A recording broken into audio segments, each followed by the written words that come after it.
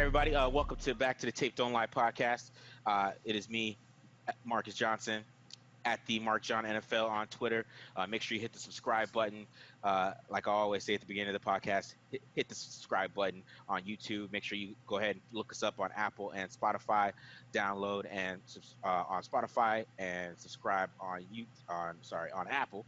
And for the audio portion of the podcast, then we got the video portion of the podcast with me and BD Williams. But today we got a special guest.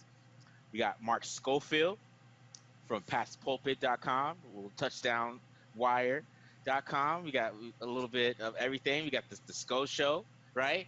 Then you got another QB show with Michael Kiss too.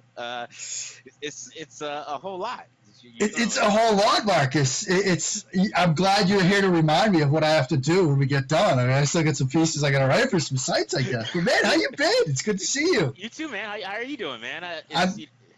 We're alive, buddy. We're 2020, but we're alive. We're kicking, so that's good. We got that going for us. Yeah, man. So, I met Mark plenty of times at the Senior Bowl. We had some good times at Veets.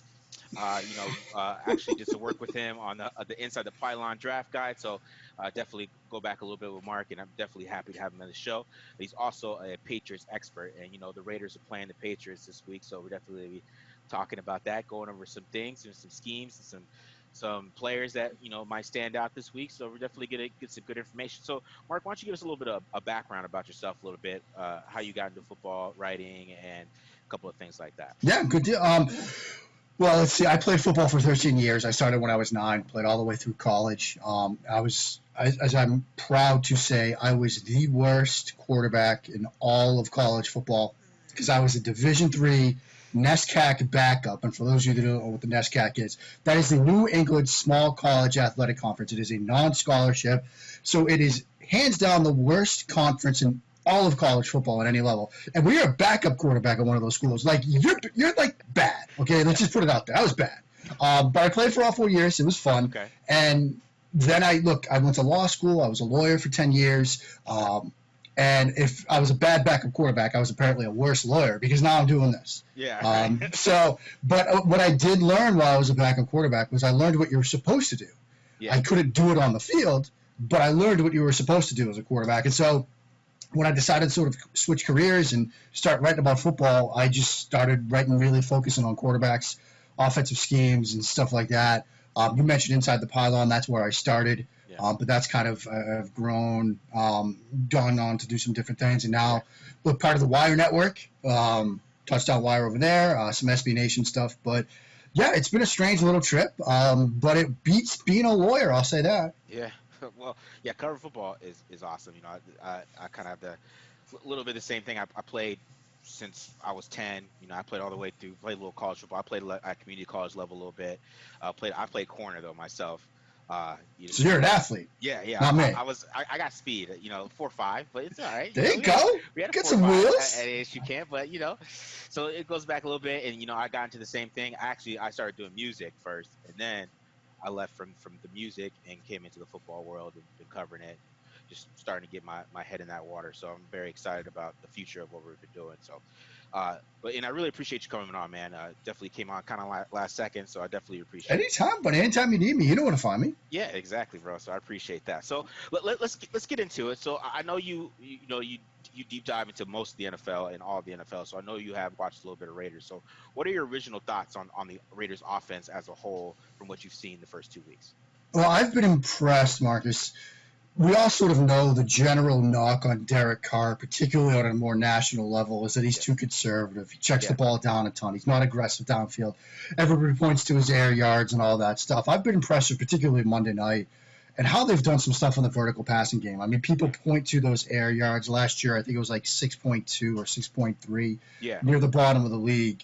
He's around the same average right now, but he was 5.5 in week 1, 6.9 on Monday night against the Saints. Yeah. They dialed up some vertical concepts, some switch verticals, some flood concepts, some Yankee concept variations and things like that. And he seems more willing to push the ball downfield, Marcus. And I've been very impressed by that. I was very impressed with how he played on Monday night against New Orleans. I think, look, with Ruggs, I know Ruggs is out, but when he had him on Monday night, when he had him in week 1, even Nelson Aguilar, showed up for a couple of catches here and there, had a touchdown in week 1 against the Panthers. Obviously, look, you know what Darren Waller can do. They've got some weapons now. Bryan Edwards, the rookie from SC, they've got some weapons. And so I think, look, we all know what John Gruden sort of wants to do traditionally. Yeah. West Coast, yardage after the catch, things like that. But I think they're starting to open up the offense a bit. Yeah. And I think you're seeing that sort of play out, particularly, like I said, on Monday night. Yeah, I definitely saw that too. You could see them wanting to push the ball down the field, and it was consistent throughout the game. And I think it actually opens up the short game for what Derek wants to do. It opens up the short game. One stat is that Josh Jacobs usually faces huge 8-man boxes all the time. He only faced 9 on Monday. Right, so you're exactly right, Marcus. Because if you're a defensive coordinator, like if you're Bill Belichick this week, and you see the willingness to push the ball downfield, you're going to want to play more cover 2, too high, to keep those 2 safeties deep because you're worried about the vertical stuff. You can't bring that safety down in the box now. It's going to lighten the box for Josh Jacobs, and it's going to take away a safety's ability to sort of rob on those crossers, those shallows, those underneath concepts that Carr and Gruden want to run. So, when you can show that vertical stuff, defensive coordinator is going to play that too high. It's going to open it up for you. All right, so let me ask you this question then. Bill Belichick, he adapts his scheme all the time, right? So, yeah, sure, they played a lot of cover 1 last week against the Seahawks. Derek Carr, he's very good against man coverage. He's not as good against zone. Do you see maybe Bill Belichick trying to play a little bit of mind games with Derek and, maybe keep him from even wanting to go deep and looking for the check down a little quicker? Because, sometimes he reads things too quickly, right? You show yourself in too high, he's might dump it off a little quicker than the next guy because he's just reading it so quick, right? And he kind of makes this like he's like the coach's favorite, but it's just right. Coaches sometimes want you to push the ball on the field, but sometimes coaches want you to hit the check down when it's not there, but he's just too quick to it sometimes. Exactly. How do you think Bill will try to impact that part of it? Yeah, I wouldn't be surprised, Marcus, if you see something similar to what they did against Jared Goff in the Super Bowl a couple of years ago. You remember, a lot of people were having a tough time figuring out that Rams offense, but then late in the year, a lot of teams started playing cover 4, quarters against it. Yeah. Just keep stuff in front of you. You could cut some of those crossers if you want, if you want to take a safety to rob him down. So if you see Waller, if you see Edwards or somebody else on a crosser, you can jump that a bit, but you still have another safety deep. Yeah. And it really forces the quarterback to sort of work through some reads. Because, look, man coverage, part of the reason that you could be successful as a quarterback against it, you just get a favorable matchup and you take a shot. Yeah. And you don't even have to think. When you're seeing different zone looks, now you've got to sort of work through some reads. You've got to time things out. You've got to anticipate throws. You've got to put things into throwing windows. It asks the quarterback to do more. Bill Belichick believes cover 1 is God's coverage. Like he would play cover 1 100% of the time, but there might be weeks when you've got to adjust. Yeah. And I think this might be a week where you might see a little bit more zone, a little bit more quarters, like you said, for sort of make Derek Carr work through reads, work through progressions, and do his job. Yeah, make him be patient in the pocket. Yep. And then I doubt to see a lot of blitzes this week. They probably just rush 4 a little bit. So that's what I'm expecting to see. So what are you seeing from the Patriots defensive line? I know that they're pretty young over there on that side. Look, it's a question mark. Like you mentioned, Chase Winovich, he had a decent game in week 1, a decent game in week 2. Everybody saw that sack where he just blew up the running back, Carlos Hyde, in the backfield. Mm-hmm. Pass rush has historically for New England been sort of a work in progress because Belichick is very reluctant to pay a premium for pass rushers. Yeah. So a couple of years ago, Trey Flowers hits free agency. He's like, thanks for the time, Trey. Love you, buddy. Good luck in Detroit, man. Take your $90 million and run. We're not going to pay that. We're not going to pay that premium. They'll pay premiums more than often than not in the secondary. Stephon Gilmore is an example of that. Yeah. And so they rely more on scheme rather than guys winning one-on-one matchups. They'll do some stunts and some twists. What's interesting is I think you have to look more at, say, week 1 if you want to get a flavor of what you'll see this week than last week against Seattle. Because against Seattle, you've got Russell Wilson, and that's a different game plan altogether. Derek Carr is athletic, but he's not Russell Wilson. I think we can all agree on that. And so they used a lot of that mush rush where it's just stay 4, stay in your lane, don't try to get to him, just keep him in the pocket, don't let him escape. And the thing with Russell is duck inside, you cheat one play, and he's going to exploit that. And he did on his touchdown, the early one to Tyler Lockett. Yeah. Brian Cowart, defensive tackle, kind of knifes inside, thinks he can get there. Russell sees it, dips through. He's got space to make a throw. Yeah. So I think this week you'll see more of an attempt to get at the quarterback a bit. Not so much blitzing, more stunts and twists up front. New England does a lot with three-man fronts. You're going to see a lot of 3-3-5, 3-2-6 this week. Belichick has really sort of moved in that direction. You're going to see a lot, I think, of Kyle Duggar, their rookie, the second-round safety out of Lenore Ryan, the Division II kid. They like what he can do with his athleticism. They use him as a linebacker at times, very much in that Patrick Chun mold. I know the big question, and it's probably the same with Raiders fans, is what's going to happen with Darren Waller? Like, how are they going to defend him? Yeah. I think you might see Juwan Williams, who was a corner at Vanderbilt, who they drafted in the second round last year. Okay. Yeah. They used him on Mike Gesicki back in week 1. Now, look, Darren Waller is a much better athlete, much better tight end than Mike Gesicki, but he's that move type, mismatch type tight end. Yeah. You might see Juwan Williams on him in some early downs, and I do think you're going to see 3rd and 6, 3rd and 7, those type of situations, Stephon Gilmore on Darren Waller. Yeah. You look back last year when the Patriots played the Eagles, Belichick was worried about Zach Ertz. 3rd and money down situations, you saw Gilmore on Ertz in man coverage because he wants to take away what you do best. That's what Bill Belichick does, and he's probably worried the most about Darren Waller. Yeah, and I'm sure they're going to do a lot of bracket coverage because the first game for the Raiders, Darren Waller didn't have the downfield targets or what he had against the Saints because the Panthers were bracketing him.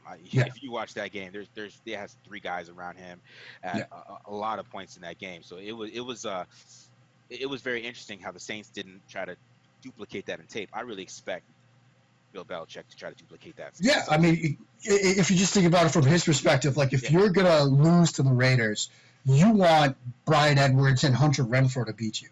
Like if the Raiders come to town and Darren Waller goes for 7 and 183 and 2 touchdowns. That's a coaching problem. Yeah. That's on you for not getting it done. Exactly. If, you take him away, he gets 2 catches for like 17 yards, but Renfrow gets 2 touchdowns and Edwards gets a touchdown and you lose. Well, look, their guys stepped up. Like, you can't, those guys made plays. And so Belichick's certainly going to look at Waller and say, okay, we're going to take him away first, then we'll worry about everybody else. Exactly. One last thing about the defense. Now, I saw the Seahawks last week. They did a lot of wheel routes with running backs.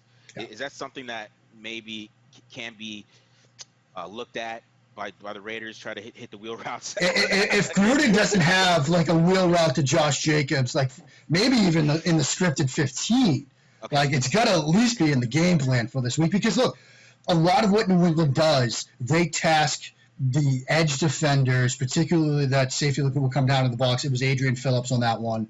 If you see wheel route, you're going to run with that. Yeah. If anybody that watched Thursday Night Football, I know it was Jags, Dolphins. It's not the most exciting game, but you saw a situation where Miami went a real out. You got Caleb Von Chase on, an edge defender from LSU, a rookie, having to run with that. Yeah. Because in a lot of these coverage schemes, that's what's going to have to happen. Otherwise, the route's going to be open.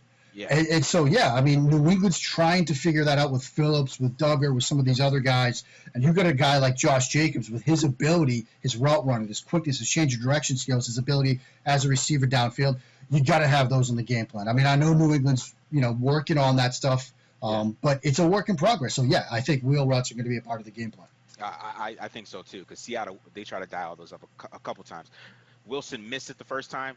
The second time, he missed it the second time, man. No, he wasn't missing that twice, Marcus. So, and that was something I saw on tape, and I'm like, that's interesting. That's interesting that was part of their game plan to hit Chris Carson out of the backfield. So let's get into the new quarterback over there, who's the new little sexy toy that Josh McDaniels got. That I'm sure he's excited. I bet he was excited when he walked in there of what he can do with his mind and how he can expand the playbook. So what are you seeing from Cam Newton? The first 2 weeks?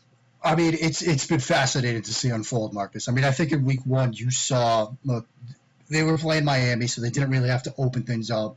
It was 15 of 19 for 155. It was more an efficient passing game, no interceptions, no mistakes. But obviously you saw the run game and the diversity that now Cam Newton brings as a runner. The power runs, Q power, the scrambles and things like that. Yeah. and it's been great to see. It's obviously new to New England fans. I mean, most Patriots fans, they weren't alive the last time the Patriots had a quarterback that could run the football. I mean, Tom Brady was, forget athlete. Tom Brady, like, no, it's not happening. So, it's been fascinating to see that part unfold. I think for a lot of Patriots fans, and the reason why, when that game ended Sunday night, I went to bed with a smile on my face. Like, once I got done doing my show, they showed that they could throw the ball. And, not just, like, complete throws, but, like, deliver haymakers in the passing game. Yeah. New England fans are used to 12, 13, 14 play drives, a lot of juke routes and out routes and check downs, and Tom Brady sort of carving you up 6 yards at a time. Yeah. Newton's going to throw haymakers. I mean, the 49-yarder to Edelman, the other deep over to Edelman, the sleeve, to Edelman late in the game that got down to like the 2-yard line when they ran literally mirrored out and ups on the outside at a post in the middle of the field. I can't remember, Marcus, the last time I saw the Patriots run something like that when it wasn't like a Hail Mary situation. Yeah. But they have Cam Newton, who's an aggressive vertical downfield passer. He's willing to take those chances. And so, I think from Josh McDaniels' perspective, he's, talked with the media and stuff. He said, look, a lot of the stuff, particularly in the run game, is all new to me. The stuff in the passing game, we've had it in the playbook. We just haven't really called it. We either didn't want to, didn't need to, for whatever reason. Brady wasn't comfortable with it, whatever. Yeah. But now they can. And so I think it's been fascinating to see this offense sort of get going. I'm very curious to see over the next couple of weeks how they sort of refine the passing game around, unleashing Cam. When they get James White back, it's my understanding White's no-go for Sunday after the tragic death of his father. But still, you've got Edelman, you've got Damian Byrd, and Newton and Damian Byrd have a great relationship that dates back to Carolina. Those guys are always on the same page. There's a concerted effort to get N'Keal Harry involved. They're getting him touches. Cam Newton keeps gassing him up in the media, saying how much he believes in him. Yeah. So it's a fun offense to watch.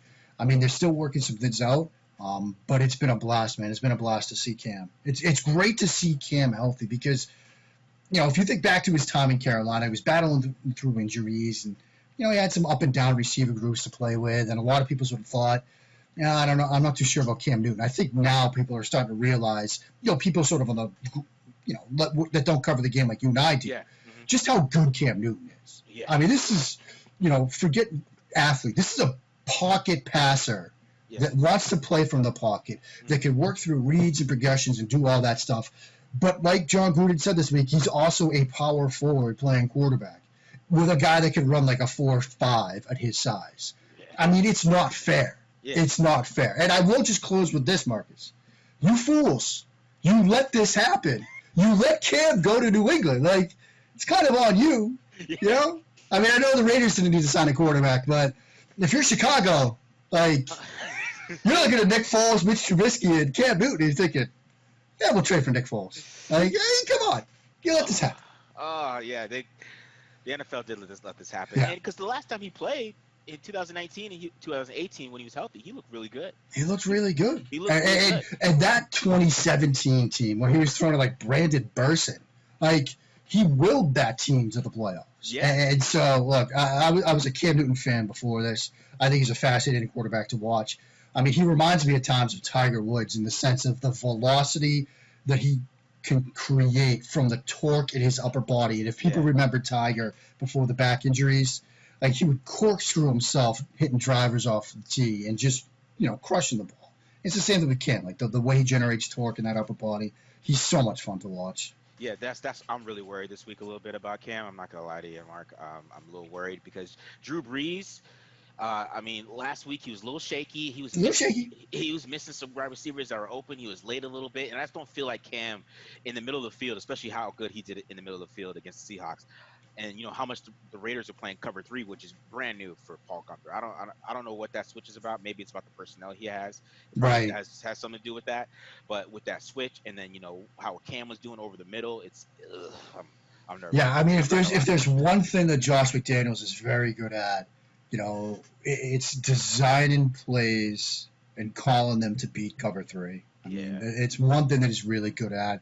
He does a lot with sort of, dagger or Mills or Yankee when you high-low that middle of the field defender. And I've seen Jonathan Abram playing some middle of the field. Yeah. You look back at that game against Carolina, there were a couple times he saw that dig route, he jumped it. Yeah. And Teddy didn't throw over the top. He had some opportunities to throw the post over his head, and he didn't do it. Yeah. It wouldn't surprise me, similar to the wheel route discussion we just had with John Gruden. Yeah. If you don't see, Mills or Yankee or something like that early in this game, especially if Abrams there in that free safety center field role, if they don't try to take a shot play early.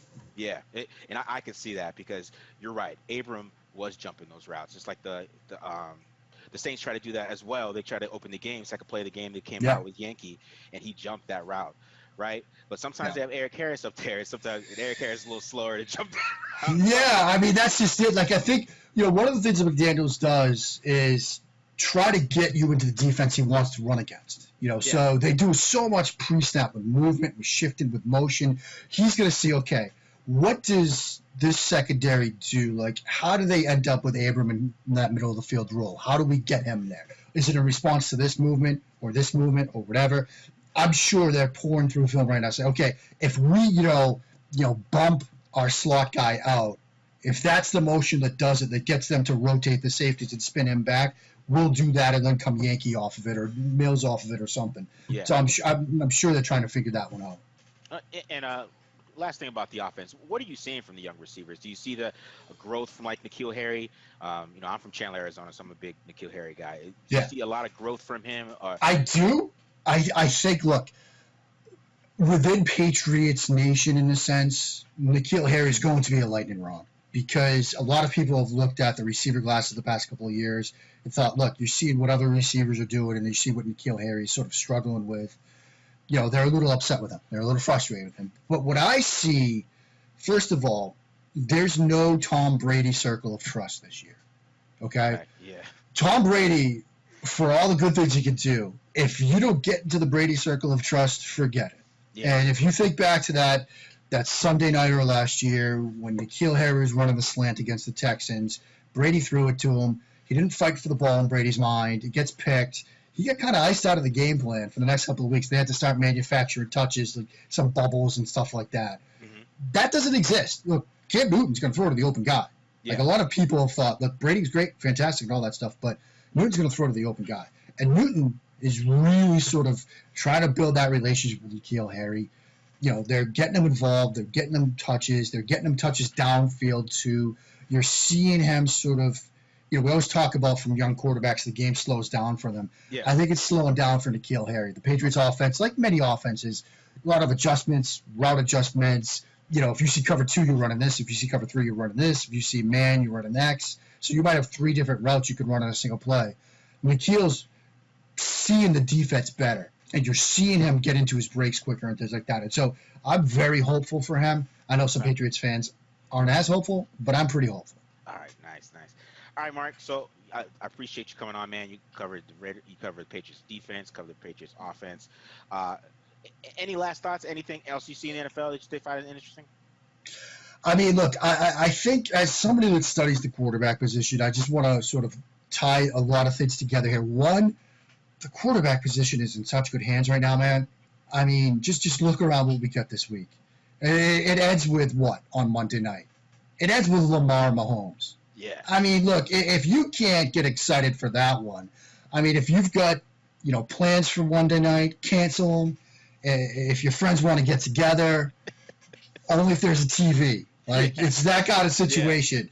Yeah. If my wife, if she's going to say, like, Sunday night, like, look, why don't we, like, do something with the family Monday night? I'm like, no. No. I'm just sitting in front of the TV for this one. Yeah. Like, the quarterback position is in such good hands. I mean, and I would put Derek Carr in that. I would put Derek Carr in that mix. I know, look, on a national level, a lot of people say he doesn't throw the ball downfield, he doesn't do this, he doesn't do that. Adjusted net yards per attempt last year, he was 9th in the league. Yeah.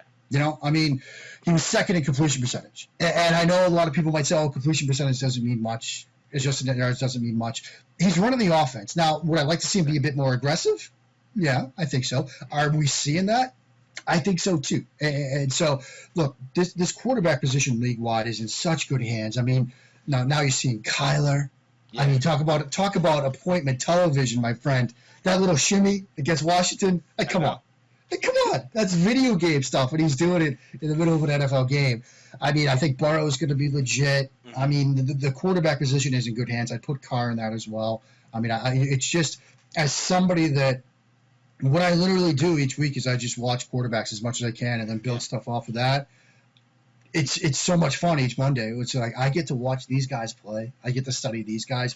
I mean, I'm old enough to be in those days where I was like, oh, I get to Christian Ponder tape. Let's fire that up.